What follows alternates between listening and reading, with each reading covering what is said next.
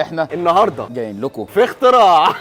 جماعه النهارده جينا في محل اسمه بوتيتيانو بيعمل عظمه، ده ما حدش عملها في اسكندريه ولا مش عارف تقريبا في القاهره كمان. في بطاطا يا جماعه جوه، فوق البطاطا دي حاطط لك شوكولاته وحاطط لك لوتس، وانت طبعا بتختار الطعم اللي انت عايزه. بوتيتيانو هو اول حد يعمل الطاجن ده في اسكندريه، وما اعتقدش ان انتوا هتلاقوه في حته ثانيه في اسكندريه غير هنا بس. انا اسمي عمرو ابراهيم ومعايا صاحبي اسمه اسامه. احنا هنا بوتيتيانو بنقدمه حلو وحادق. الحادق هو البطاطس والحلو هو البطاطا. البطاطس فيه منها فراخ وفيه لحمه. الفراخ جواها فاهيتا، ستريبس، كوردون بلو، شيش، فراخ مشويه.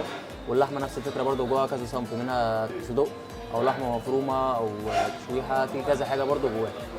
تمام. ده كده بالنسبه للحادق. معاه برده صوصات وسلطات انت اللي بتختارهم، في كاتشب، مايونيز، رانش، باربيكيو، مستردة، سويت شيلي، شيدر. والسلطات في خيار مخلل، زيتون اسود واخضر، جزر وبنجر وفلفل هالبينو وذره حلوه وفاصوليا حمراء. الحلو البطاطا بتتعمل في طواجن فخار، بتتعمل الاول بصوص سينابون الاول، بعد كده الاضافات كلها انت اللي بتختارها بقى، في نوتيلا، لوتس، بيستاشيو، وايت شوكليت، بابل دام، اوريو.